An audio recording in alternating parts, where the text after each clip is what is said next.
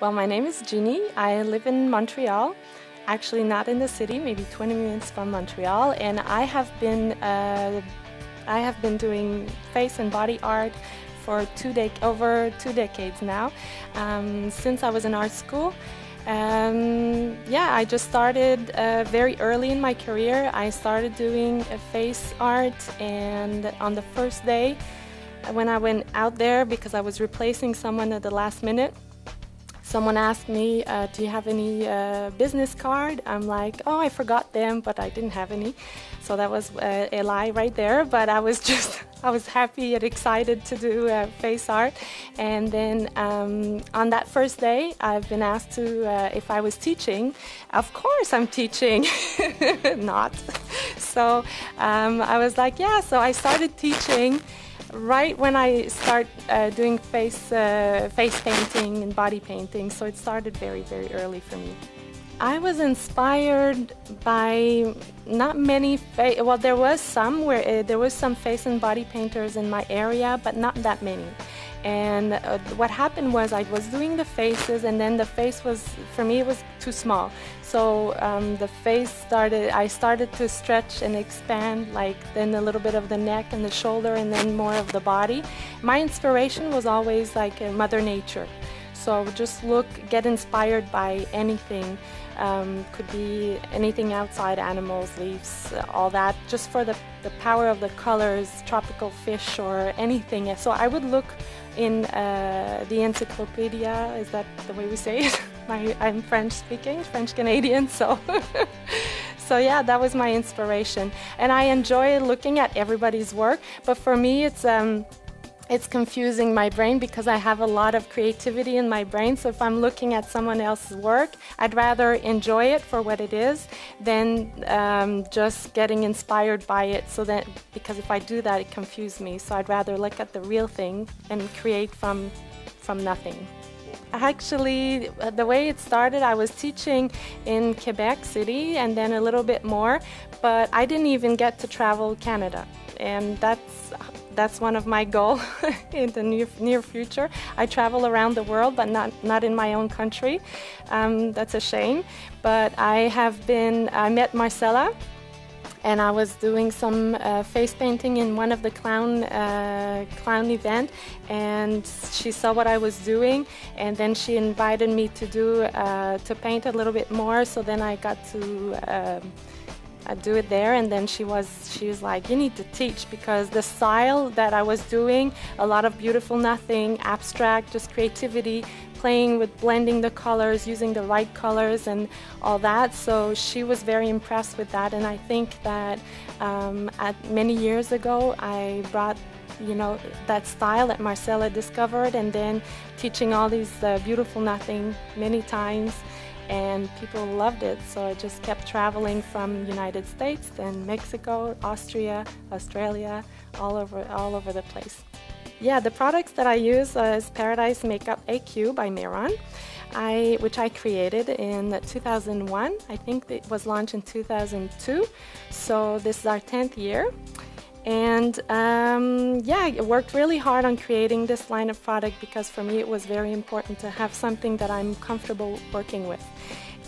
There's many brands, they're all good, but the consistency will change from one brand to another. So as an artist, you have to adjust the way of painting for each product. Some are creamier, some are stickier, some are better for line work. You just create your own thing. But for me, Paradise, that's all I use, of course, because my name is on it, but I really enjoy it. The consistency is perfect for me. I can adjust because it's a pressed powder, it's a water-activated makeup. You can just adjust if you want more of a liquid, you add more water. If you want more thicker cream, you make it creamier. You just adjust the level of consistency you want, and then it all works out perfectly. So all the brushes that I'm using, everything, I have the precious gem. I use only Meron of Paradise, which I love.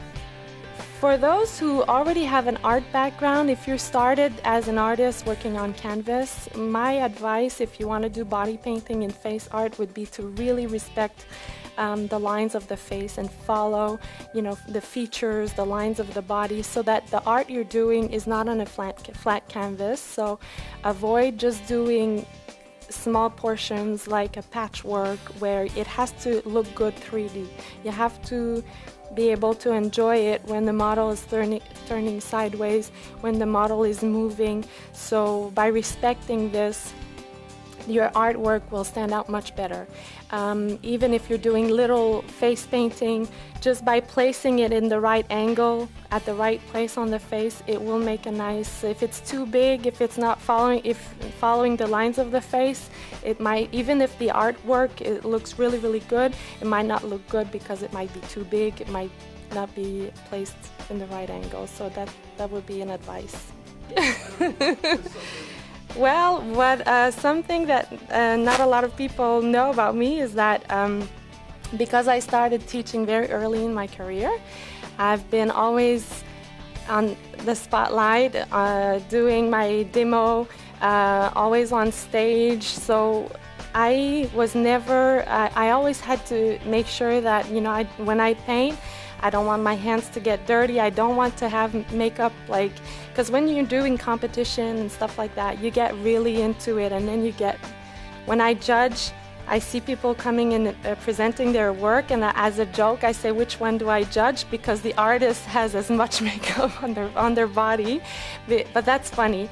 But for me, it's just a mental thing. I just, if my hands are dirty, I feel like I'm not painting as well, but that's, you know, I can get treatment for this. That's kind of strange. So I always need to wash my hands. I'm a little wacko there. So that's one thing. And also, because I've been, people look at me while I'm creating, I never really sketch in advance.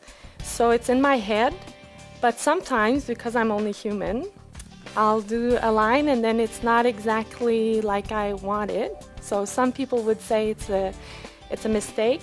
I say it's a surprise. So it's not the same thing for me. I just like, oh, okay, that's not exactly what I wanted to do. But in my face and in my gesture, you just need to smile and continue and pretend it's all good. Because that's the way it has to be anyway. Because when you're out there and you're working, you have to make sure you're confident.